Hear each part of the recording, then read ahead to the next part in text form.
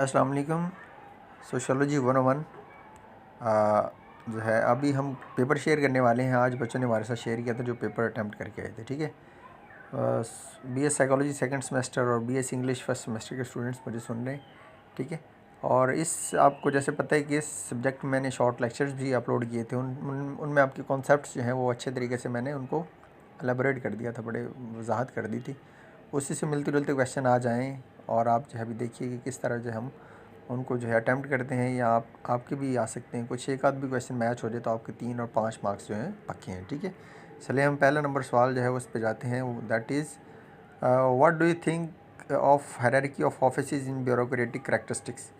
ये hierarchy of office होती है। हायरार्की जो ब्यूरोक्रेटिक सिस्टम है उसमें आपको पता है कि जैसे नहीं पिरामिड होती है एहराम मिस्र का, ऊपर आपने देखा होगा कि ऊपर चोटी जो है वो थोड़ी नैरो है और नीचे आते जाते फ्लैट होती जाती है। ठीक है, और हायरार्की ऑफ ऑफिसेज भी जो है ब्यूरोक्रेटिक सिस्टम की एक करैक्टरिस्टिक है।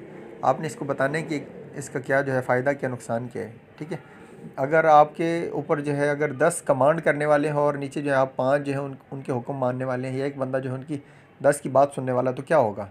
कोई भी जो है काम उससे नहीं हो सकेगा। एक बंदा सिर्फ जो है काम करने वाला और 10 जो है उससे काम करवाने वाले, वो फिर जो है काम नहीं हो सकते। इसलिए हायरार्की रखी जाती है। ऊपर जो है जाते जाएँ तो बंदे कम होते जाते हैं और नीचे आते जाएँ तो वो जो है वो फ्लैट होती जाती है, थोड़ी चौड़ी होती जाती है। ठीक है, what do you think that women get the different treatment in justice system, explain logically. आप क्या इसके बारे में राय रखते हैं? मेरे ख्याल में तो फ़ीमेल को आजकल जो है जस्टिस में इक्वली दिया जाता है, इक्वली ट्रीट किया जाता है। अगर आपकी राय कुछ है तो आप जो है उसके हिसाब से कर सकते हैं। ठीक है, आजकल वीमेन एम्पावरमेंट है, कोई जो है कैद नहीं है, बच्ची पढ़ रही है, बच्चा पढ़ रहा है। ठीक है, और जो है सभी को इक्वली जो है मौके दिए जा रहे हैं। हर जो है फोर्स, हर जो है इदारे में उनको जो है उनका वो रोल है। ठीक है, in social conflict due to the reason that resources are exploited by rich. जो है देखें कॉन्फ्लिक्ट जो है, कॉन्फ्लिक्ट सोशोलॉजिस्ट जो है उनका कहना है कि जो रिसोर्सेज जो हैं वो एक्सप्लॉयड बाय रिच, मतलब वो जो है रिच जो है, रिच अमीर जो हैं वो रिसोर्सेज को एक्सप्लॉयड करते हैं। जैसे इसकी मैं एग्जांपल आपको देता हूँ। एक बंदा है जो फ़र्ज़ करें एक फैक्ट्री का मालिक है। उसने जो है बंदे रखे हुए 10 रखे हुए बंदे ने। ठीक है, उसने जब मुनाफा चाहिए था तो उन बंदों को हायर किए रखा।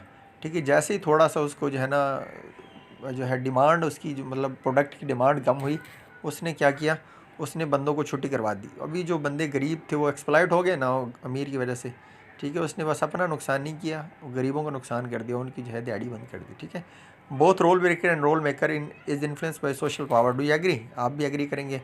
रोल मेकर भी जो है सोसाइटी ही उनको प्रमोट करती है, रोल ब्रेकर भी जो है वो भी सोसाइटी ही उनको कहती है कि बदमाश इससे बच के रहो। ठीक है, डिफाइन इंपीरियलिज्म। इंपीरियलिज्म होती है कि जैसे जो है इंपीरियल होते हैं, जैसे गोरे आए थे इधर बरे सगीर में, उनका जो है क्या था वो मतलब कि पीछे उनकी कमांड थी और ब्रिटेन में बरतानिया में बैठ के उनको कमांड करते थे, और इधर जो है वो उन्होंने अपने रिप्रेजेंटेटिव छोड़े हुए थे जो क्या कर रहे थे, उनकी तरफ से जो है हुक्म उनके ऊपर चला रहे थे। ठीक है, इंपीरियलिज्म ऐसी होती है। आप इसको जो है और भी एक्सप्लोर कर सकते हैं, आप जो है फैक्ट चैप्टर पढ़ेंगे। ठीक है, टोटल 16 क्वेश्चन 22 क्वेश्चन थे, 16 MCQ थे।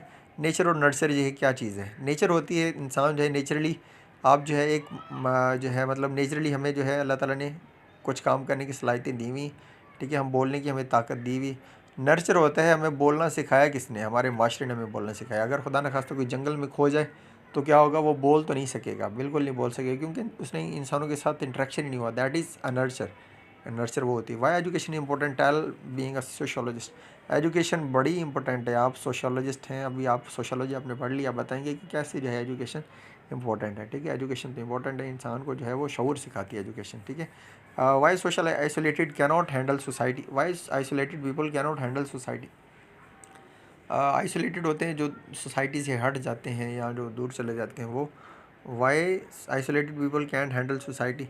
जो जिन लोगों ने सोसाइटी में जो है पले बड़े नहीं हैं, वो कैसे सोसाइटी को हैंडल कर सकते हैं? वो जंगल से अगर खुदा न खास्ता किसी को उठा के इधर लें, वो सोसाइटी को हैंडल ही नहीं कर सकेगा। उसको क्या पता कि किस तरह दुनिया का निज़ाम चलता है। Role of belief in society. Belief का बहुत ज़्यादा रोल है। हमारे ईमान जो होते हैं, हमारे अकायद होते हैं, इनका बहुत रोल होता है कुछ काम करवाने में या काम को जो है वो।